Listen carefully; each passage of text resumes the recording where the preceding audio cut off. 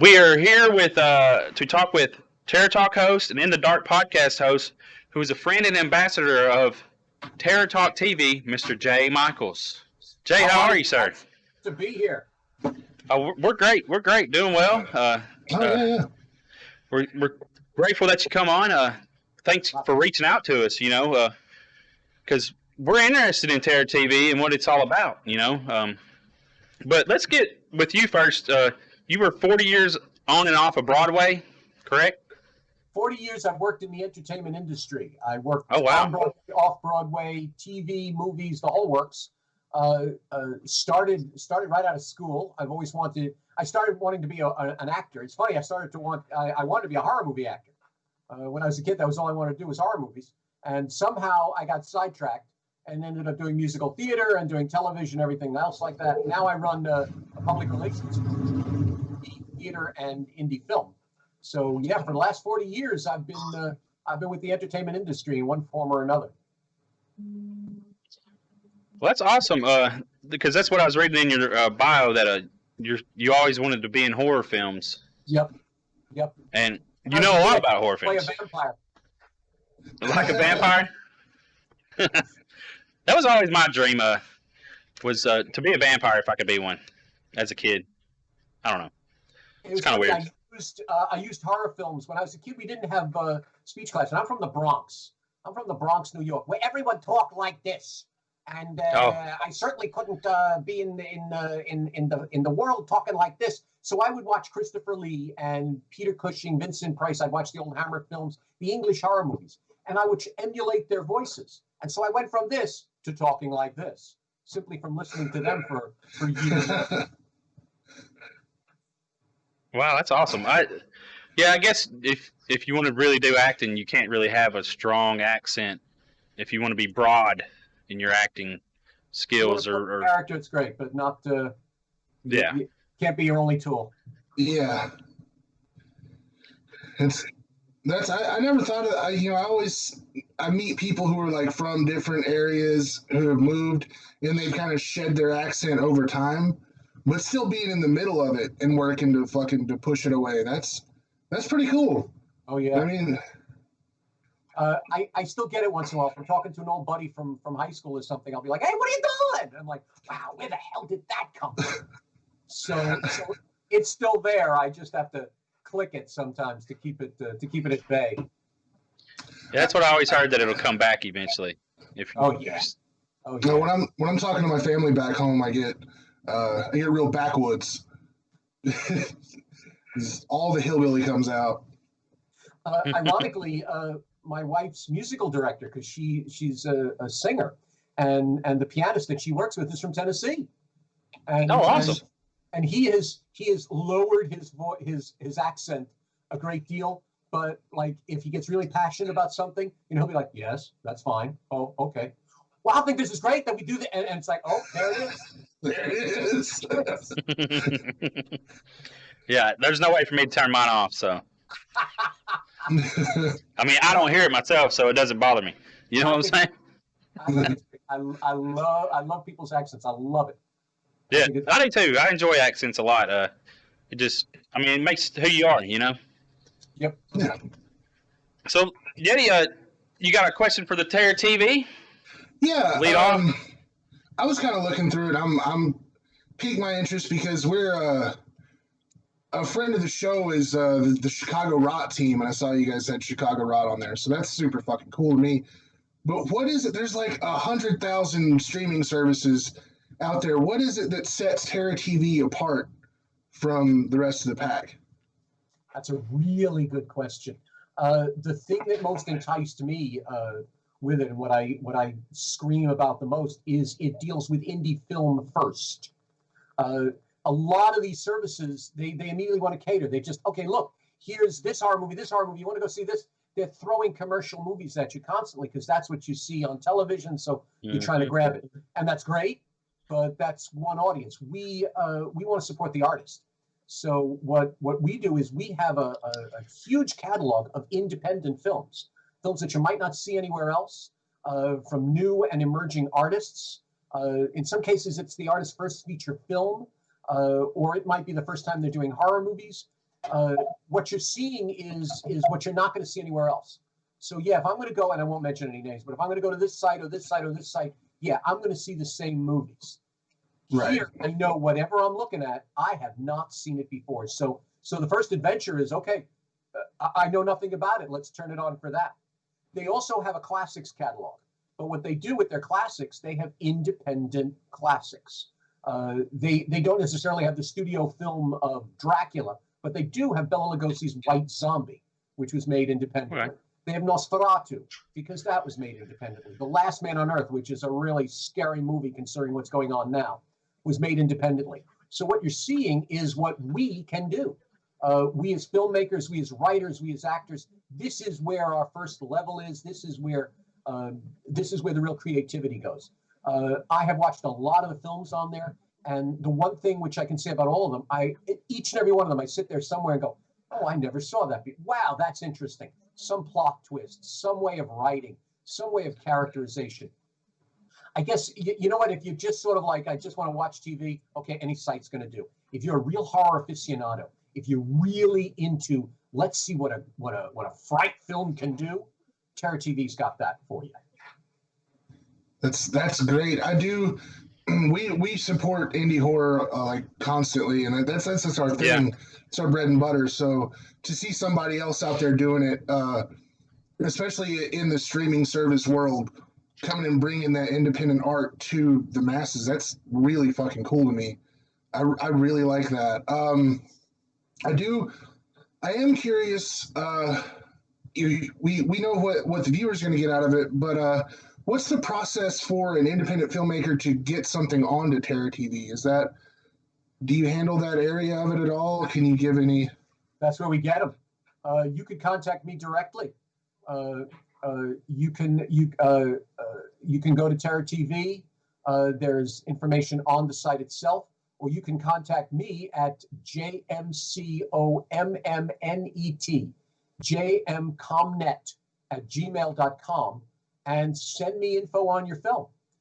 So many of our things are, and that's the other thing. Don't worry about getting your agent, getting your manager. We go unsolicited. Bring us the movie, bring us the trailer, bring us a pitch deck, bring us the film, and we'll review it. And if it works, then you're on the station. And Darren Ramage, the executive director and owner of the station, he handles distribution also. So if your film is really something that has legs, as the expression goes, well, maybe we can even get it in theaters. Oh, so wow. We're like a great big audition. Here's my film. What do you think? The worst that can happen is you're going to get a very nice note from someone saying, this is great, but try this, figure this out. This is okay. Call us next time. The best is, hi, you're now on the station, and let's talk distribution. Wow, that's great. big. You're cutting out a lot of the red tape and the bullshit, and just streamlining the whole, which is great right now. It's awesome. Which is awesome. You, that's what's killing it for so many people in this industry. Everybody thinks to get somewhere. Now I've had it with the live theater. I've had it with film. I've had it with TV, and they're all the same. It's like you think there's this mountain. You think you need an agent, a producer, $200 million. You think you need all this. No, you just need the guts. You just need the guts and a brilliant story. Dove Simmons, who's a teacher and an indie film producer, used to say, okay, for your first film, take a whole bunch of your buddies up to a cabin in the woods and kill them. And he was basically saying, make a horror movie. Make a horror movie and shop that horror movie around. And what we do basically is we're saying, we want to see your art. Where you don't need the manager, you don't need the agent for this first level. Get yourself seen. There's so many festivals that you can now be in. There's so many places where you can be seen. And once you got the awards, once you got all that, you want to try to then move to the next level. That's great. But here's a place where we're saying, come on in. We just want to be scared. And with them being on Terror TV, does that mean that they can't shop their movie around anywhere else, or? Oh no, they can shop it everywhere else. Okay. I've had interviews on one of the programs. I was speaking to one of the filmmakers, and he was telling me all about all the other places that his movie is. And I'm like, dude, it's Terror TV. Can you talk about it being here, please? Yeah, because I know some of them, like in that single contract where it's like, well, it needs to be here for a little bit before you need to, you know what I'm saying? They get the contract right to it, or for that little period of time. There is a stipulation, some cases for that. If we're going further, if we're talking about distribution or anything want some exclusivity, great. But it's your film, man. Get it out there, get people to see it. If they're loving it, then they'll go to our station and love it also. We even have a new talk show. I came on board with Terror Talk, where we interview the filmmakers, where we interview where we interview celebrities within the industry. You get to know them, and our questions, pardon me, isn't bullshit. We're not sitting there saying, "Wow, isn't it great the way the yellow ooze came out of your face and then your head fell off?" No, we don't. We're not fanboys like that. We talk about what it took to make the movie, what life was like as an artist in that. We recently spoke to Sarah Karloff and Lynn Lugosi, who's the daughter of Boris Karloff and the granddaughter of Bela Lugosi, and we learned all about what it took for those two men to almost create this entire universe. So even in our talk shows, we get it out there so that we're being intelligent about it. We're being connected. We treat the fans with respect. I don't know if you've ever gotten it. Whenever I say I love horror movies, somebody always goes, "Oh, really? Oh, yeah, all right." And suddenly have a stereotype. They are a competent, powerful, money-making industry. Let's give respect to those filmmakers and to the artists who made them that way. And to you guys for talking about it. Oh, yeah, for sure, because we have a bunch of friends that, even where we're from, I mean, a lot of people, when we started this, me and Jim Jam got into it 5 years ago, and I'll be honest, I wasn't a horror fan for life. I haven't been the lifetime horror fan. He was, Yeti is, but and Yeti come on years later. But it's just like, well, let's do a podcast, because I'm not a horror fan as big as somebody else, so you have a different opinion from me than you do from someone that's a lifetime, hardcore horror fan. But I didn't realize how many. Your podcast so good. I appreciate that, because I didn't understand how many people are making films in local areas that you have no clue. Horror films are being made everywhere in your local area. I mean, it's in small towns, because we live in a smaller area. They're making horror films here. They're making them all over the state of Tennessee, everywhere. So every state has this, and it's a great opportunity now that you talk about this, that you're offering distribution, and if it's good enough, it's like, wow. So these people don't have to jump through the hoops like you were saying, like the possibility of climbing that mountain. It's a great possibility that you can get your film out there in an easier way. First step for everyone. We give them the first step right there, the first couple of steps, as opposed to just sitting there and saying, "I got this movie, what do I do with it?"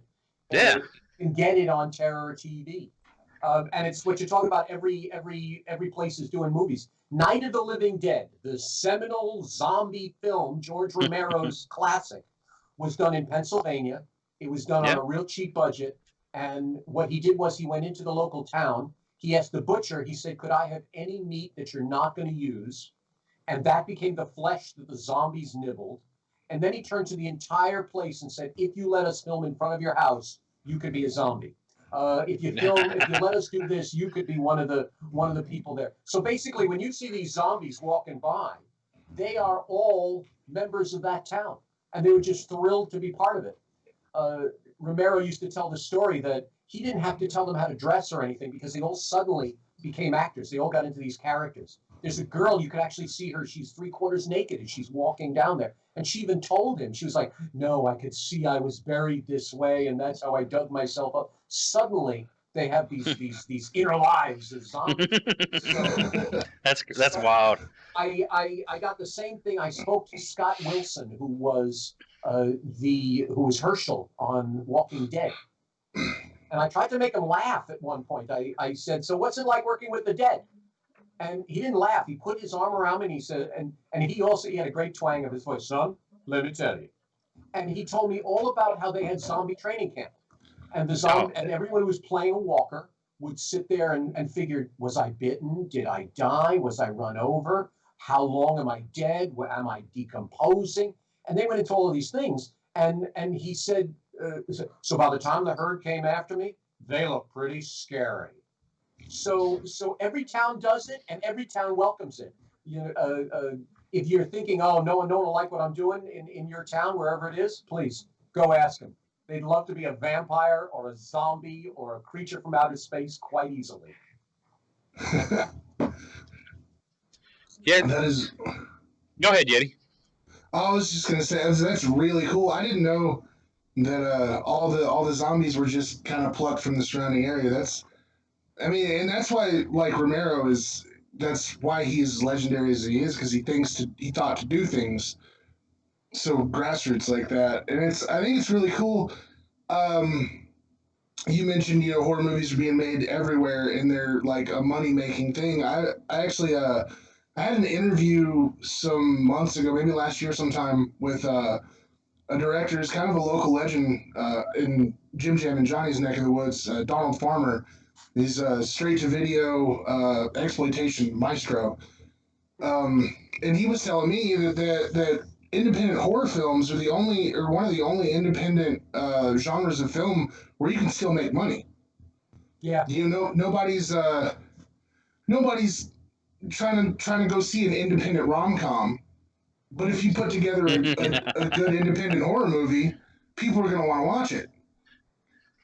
It's You're so smart. You're absolutely so smart. That's exactly right. Brilliant.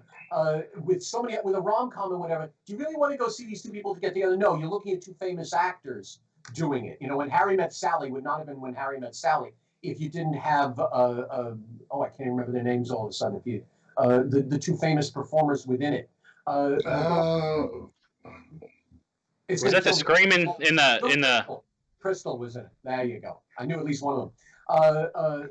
And so you go to see these famous performers. You go to see these dramas because Liam Neeson is in it, because Liev Schreiber is in it, because these people are in it.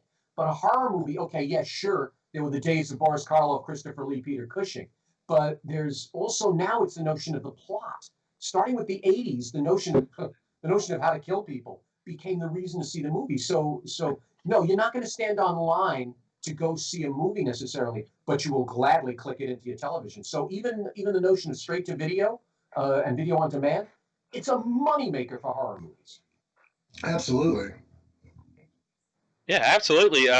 That's since we're talking about Terror TV, what about the prices and how everything works? We might as well get that out there for people to understand. Like, how much is it monthly for Terror TV? Terror TV is $3.99 a month, $3.99 a month. That's cheap. You get all its original programming. You get its podcast, where we interview everyone from new independent filmmakers all the way through to celebrities. I just spoke to the cast of Dark Offerings, a new movie coming out that's being filmed during the pandemic using social distancing guidelines. It features Felissa Rose from Sleepaway Camp, Terry Alexander from Day of the Dead, so many other great artists. So you get the podcast, you get the classic movies, the classic indies, you get their ever-growing catalog of new films. Now, when I say ever-growing, I'm not kidding. Every week there's a new film that pops up there. Every month you can see 3 or 4 different films. We're plotting more episodes of Terror Talk. The podcast is continuing. We're talking about a newsletter. We're talking about other sites on there. We're talking about, there's even Shiver TV. They have like a sister station called Shiver TV, where you could see a lot of the smaller movies, and you get shorter films to watch. So logging on there, you could spend the day on there, and you're not going to see the same thing twice. So we all sit there. We go through Netflix sometimes, and I love Netflix. Don't get me wrong. You go through and you say, I don't want to see that. I don't know what the hell. Yeah. If you're a horror movie lover, you're going to go on there and go, oh, there's a movie about Dracula, want to see that. Oh, there's a zombie film, want to see that. There's a horror anthology, going to see that. And you're going to see some celebrities on there. Lloyd Kaufman, who's big in the trauma world. He's on one of those movies. You're going to have if you're a lover of it, you're going to have a really great time. And if you're not a lover of it and you just want to experiment, this is the place to experiment. You don't have to go see the same movie. This is where you experiment and say, okay, what are people thinking? That's the other thing. These movies are modern. These movies are from today. So you're not seeing old social mores. You're not seeing things like that. You're seeing modern, cutting-edge thought. And pardon the pun about cutting edge. And you're seeing potential classic horror movies. There's one on there called My Guardian Angel, which is about a pair of twins, and one of them's possibly not of this earth. And I'll just leave it at that. But it's a British film, and it looks like the old Hammer films. So you can have some classics on there as well. Yeah, I had to write that one down. How long does a film stay on Terror TV? Like, is there a set limit, or? It's from right now, everything stays on forever. Right now, it's there as long as it's there. There might be some that will be limited releases. There might be some that are altered for whatever the reason. But as of right now, if it's there, it's there. I've been with them for many months, and the same. If I'm like, damn, I should have seen that film. Is it still there? Yep, still is. That's awesome. Your catalog stays there. Yeah, that's what sucks is when you put it in your want to watch or whatever tab, and then it's like about to fall off, or you have this many days to watch this movie, and it's like, well, but I got all this other stuff to watch. Right. And then you watch it halfway through, you click through fast, you go, okay, who died? All right, got it. Yeah.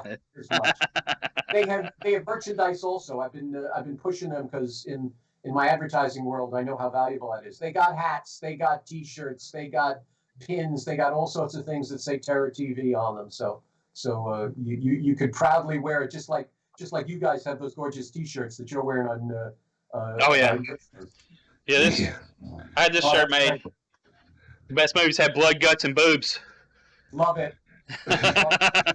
That does actually bring up a question for me, because I like exploitation films and extreme horror and naked women and sex and gore. And do you guys have like a content I don't want to say like standards and practices or whatever, like, oh, you can't show that on Terror TV? Do you have like a limit, or is it just pretty much anything goes as long as it's a good movie?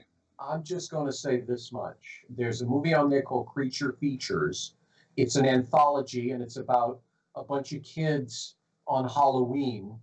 And if there is a limit to content, I'd like to know what that limit is, because if you're a connoisseur of movies where there's lots of blood and very little clothing, okay, there's one for you. From what I've seen, there is no...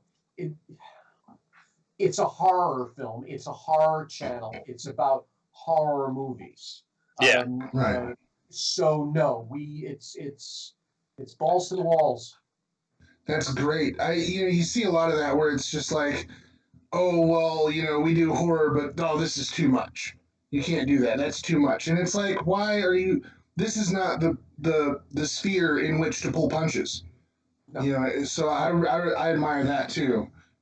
There's what makes me laugh about it is it's a grab bag on that level. Like I say, you'll grab one that's this psychological thriller about something, and the scariest effect is the music, or someone has strangely colored eyes or something, and then you go to another one where the credits haven't even started yet, and an arm falls off, and there's someone with no clothing and whatever. So you got the span of what makes up a horror movie.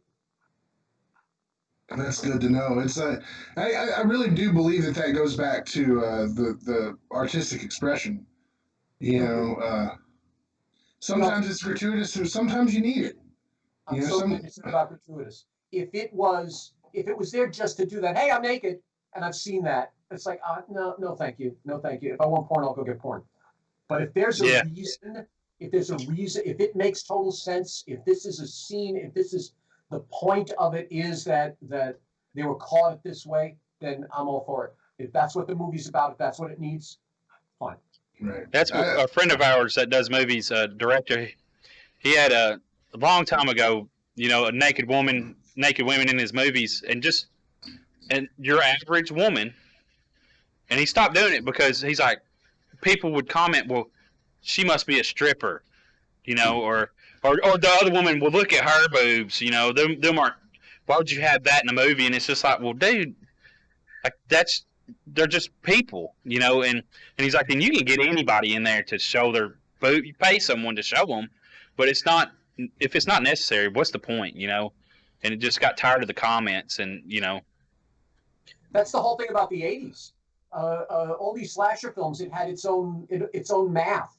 The promiscuous person is the one that gets killed, whatever. So if you're not showing, oh, how do I put it? If you're not showing your desecration, if you're not showing how you've fallen from grace, if you will, then why is the monster attacking you? And why do we enjoy it? If the monster is going to attack someone, if Jason Voorhees is going to cut off the head of an innocent person, we're going to sit here and be shocked and not want to see it again. It's up here when we say, oh, wait, oh, I see. Oh, that's what they did. That's what they did, and that's the retribution. It almost becomes this parable. You're almost getting sort of this ancient parable from it. So I agree with you. If it's necessary, if it's there, then make it work. So I think I always go back to this one, and I try to like word of mouth this movie every chance I get. There's a movie called Tennessee Gothic. Oh yeah. Where there's more sex in that movie than almost anything I've seen that wasn't a porno. But it all makes sense. It all furthers the plot, and I don't know. It's great. It's great when you can make things like that make sense. But I'm all about gratuitous nudity and gore too. But I really appreciate when you put that puzzle together and make everything really make sense. You know what? If it's gratuitous and they make us laugh by it, like, yeah, someone's just naked. Oh, there goes another head. Oh my God. Oh, there's the guts. If we're almost seeing it, the very first slasher film, I guess, was Herschel Gordon Lewis's Blood Feast. Mm-hmm. And by the fact you're both nodding, you know exactly what I'm talking about. And when you look at it, it's so gratuitous. The blood is so red, and the things were and the acting was awful. Like that face. Oh Jesus. But you know what? When you watch it, because it's so over the top, because it's so that way, you're almost thinking it's like this, because they're talking about a ritual in it. You almost think it's ritualistic, and that everything there is on purpose. So when you're seeing this gratuitous violence, this gratuitous nudity, you're saying, okay, yeah, of course, because this is about it. So if you're going to make me laugh, or you're going to shock me or something like that with it, go ahead. Go ahead. Take off your clothes and then the head. Go ahead. But as long as it works, as long as it's within there. Like I said, if it's just show someone's ass just so people will like the movie, no, then it doesn't work for me. Yeah, no, for sure not. Well, Jay, we appreciate you coming on here and talking about Terror TV. Do you have anything else to say about it that you would like to add, or? You could quit any time. I know that sounds funny, but I'm saying that because give it a shot. Nowadays we're all counting pennies. We're all sitting indoors and all of that stuff. So now we're looking for entertainment. Now's the time to be daring. If the only way we can be daring is by looking at different kinds of entertainment, great. Give it a shot. Join for a month, join for 2 months, watch a few movies. If you have a blast, stay there. At least you learned something. At least you found a movie. And so one day you're going to be in a conversation and you just say, I saw this movie called Vlad Dracul, and I only saw it on Terror TV. And so at least you know something nobody else did. So give it a shot. Give it a shot. Yeah. And thank you guys so much. Oh, yes. Big shout out to your podcast. You guys are terrific. Thank you so much for having me. This has been a blast. Made my day. Yeah. Oh, yeah. This has been. We like finding out, new avenues for people to get horror films, and it's awesome that there's another avenue, especially for independent filmmakers, because that's our goal, is to get independent films seen and out there. Yep. And that's just what we do, and they need all the help they can get. We always say the people with money, they don't need our help. We'll talk about them big films, but they don't need our help in trying to get the word out there for them. There you go. It's all about us. We're the community. Exactly. So thank you, Jay, and we hope you have a great day, man. Thanks. Same to you. Have a good one. Be well. All right. You too. Be safe out there. Yeah.